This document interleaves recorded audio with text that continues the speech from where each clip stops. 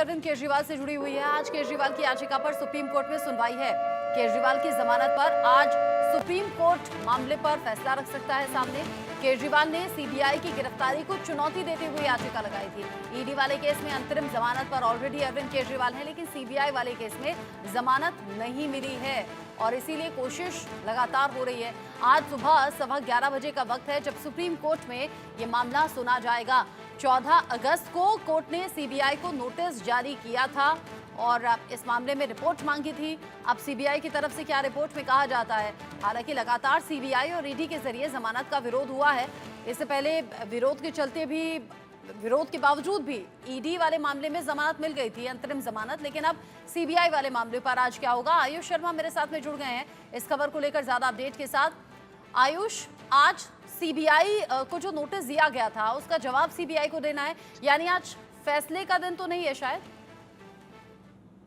जी बिल्कुल, आपने बिल्कुल सही कहा कि आज फैसले का दिन नहीं है। फैसले का दिन पिछली सुनवाई पर हो सकता था, जब अरविंद केजरीवाल की जो याचिका थी बेल को लेकर सीबीआई के मामले में, उस पर बहस होनी थी और वहां पर कई ऐसी बातें भी थी जो अरविंद केजरीवाल के वकील अभिषेक मनु सिंघवी की तरफ से रखी गई थी और उस पर कोर्ट ने एक तरीके से कह सकते हैं सहमति भी जताई थी। लेकिन अरविंद केजरीवाल को बेल नहीं दी गई थी। कई अहम बातें कही गई थी, जिसमें पहली अहम बात थी कि अरविंद केजरीवाल की जो गिरफ्तारी है ये इंश्योरेंस अरेस्ट है सीबीआई के द्वारा। इंश्योरेंस अरेस्ट इसलिए कहा गया था क्योंकि ईडी के मामले में जब ये संदेह जताया जा रहा था कि अरविंद केजरीवाल को बेल मिल सकती है, उससे महज एक रात पहले अरविंद केजरीवाल को सीबीआई गिरफ्तार कर लेती है, जबकि वो तिहाड़ जेल में पहले से ही बंद थे। यानी एक इंश्योरेंस कर दिया गया, अरविंद केजरीवाल जेल से बाहर ना आ सके, इस चीज को सुनिश्चित करने के लिए उन्हें सीबीआई के द्वारा गिरफ्तार करवा लिया जाता है। वो कहा गया था केंद्र सरकार के लिए, केंद्र सरकार जानबूझकर एजेंसियों का दुरुपयोग कर रही है जिससे अरविंद केजरीवाल जेल से बाहर ना आ सके। दूसरी अहम बात जो अरविंद केजरीवाल के वकील की तरफ से कही गई थी वो थी कि अरविंद केजरीवाल की तबियत जो है वो बिगड़ने लगी है।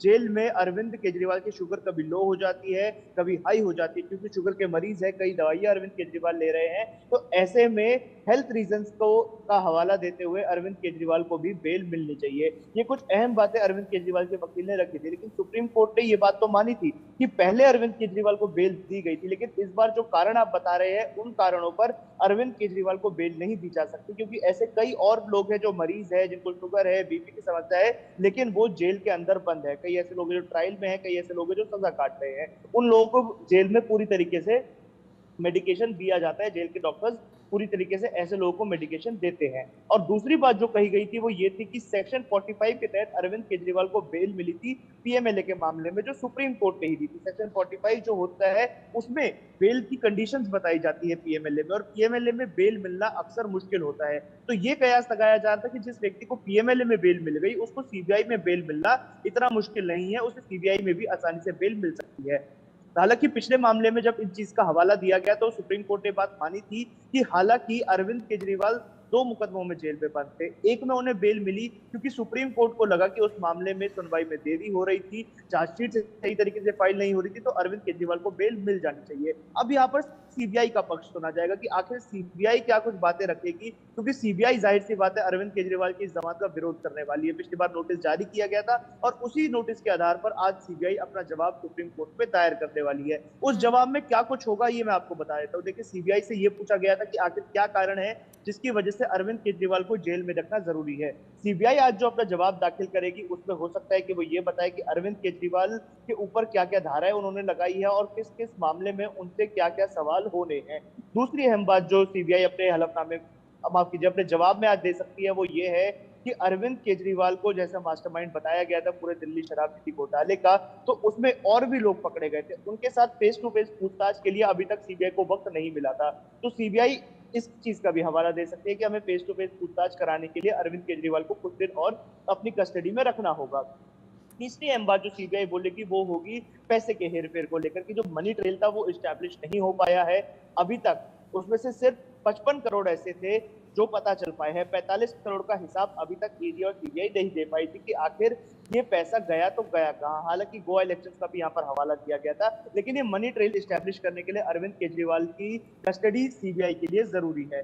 चौथी अहम बात जो सीबीआई बोलेगी वो है अरविंद केजरीवाल के फोन को लेकर के। अरविंद केजरीवाल ने अपने फोन का पासवर्ड बताने से मना कर दिया था और जब इस चीज को लेकर वो एप्पल कंपनी के पास गए थे तो उन्होंने भी ये बात बोली कि हम सिर्फ यूजर को ही उसका पासवर्ड रीसेट करके हैंडसेट उसके हाथ में दे सकते हैं। यानी अरविंद केजरीवाल के फोन का पासवर्ड नहीं मिला। कुछ अहम बातें पूछी गई जो थी साउथ प्रोविंस से कनेक्शन की, उस पर अरविंद केजरीवाल ने ये चीज बोली थी कि मुझे इसके बारे में कुछ नहीं पता है। तो ये कुछ अहम सवाल होंगे, ये 5 अहम बातें होंगी जिसको लेकर सीबीआई अपना पक्ष रखेगी कि इन कारणों की वजह से अरविंद केजरीवाल को बेल नहीं मिलनी चाहिए। अब इसमें जब अगली सुनवाई होगी तो इस पर रिजॉइंडर फाइल किया जाएगा अरविंद केजरीवाल के वकील के द्वारा और वो विरोध करेंगे कि सीबीआई ने जो 5 कंडीशन दी है ये किस तरीके से गलत है और अरविंद केजरीवाल को बेल क्यों मिलनी चाहिए। जी अच्छा, आपने बताया कि सीबीआई की क्या क्या लॉजिक है, क्या दलीलें हैं जो उनकी तरफ से कोर्ट में रखा जा रहा है और आगे भी रखा जाएगा, और अरविंद केजरीवाल की तरफ से कैसे मेडिकल ग्राउंड और साथ ही साथ दिल्ली में जो व्यवस्था होनी चाहिए सरकार की वो सुचारू रूप से चलाने के लिए ये ऐसे कुछ आधार तैयार किए गए हैं जिसके लिए बार बार ये जमानत की मांग हो रही है। साथ ही कहा जा रहा है कि ये जो आरोप लगाए जा रहे हैं वो पूरी तरह से निराधार है, उनमें कोई भी सच्चाई नहीं है। आने वाले वक्त में चूंकि विधानसभा इलेक्शंस भी होंगे, विधानसभा इलेक्शंस की तैयारी भी आम आदमी पार्टी को करनी है, तो यहाँ अगर चूंकि आज सुनवाई है फिर अगली तारीख मिलेगी, न जाने आगे कितना ये मामला बढ़ जाएगा, तो दिल्ली में आम आदमी पार्टी को इंतजार अभी लंबा करना होगा जो अभी तक के चांसेस या आसार दिख रहे हैं।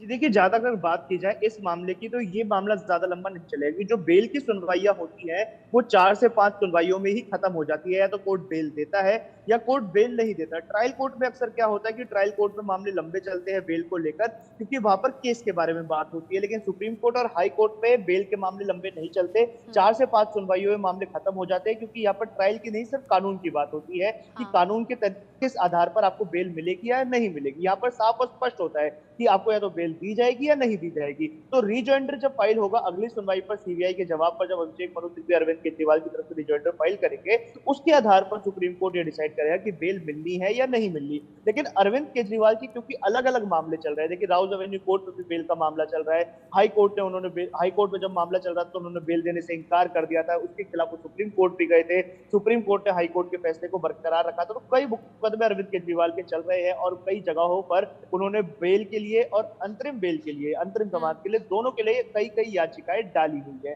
तो अगर अरविंद केजरीवाल को इस बार सुप्रीम कोर्ट से राहत नहीं मिलती है तो ये प्रोसेस दोबारा चलेगा। राउज एवेन्यू कोर्ट का भी वो रुख दोबारा कर सकते हैं, दिल्ली हाई कोर्ट का भी रुख दोबारा कर सकते हैं और एक बार फिर से वो रिव्यू पिटीशन लेकर सुप्रीम कोर्ट में भी आ सकते हैं। यानी जब तक अरविंद केजरीवाल अपने जो ये इंश्योरेंस अरेस्ट जिस चीज के लिए बोला गया, जब तक इससे बाहर नहीं आ जाते तब तक लगातार याचिकाएं लगाने की कानूनी स्वतंत्रता उनके पास है। लगातार ये कोशिशें होंगी कि राहत किसी तरीके से मिल जाए। आगे जो भी अपडेट होगा आयुष शर्मा आपके जरिए दर्शकों तक पहुंचाएंगे। अभी के लिए आपका शुक्रिया।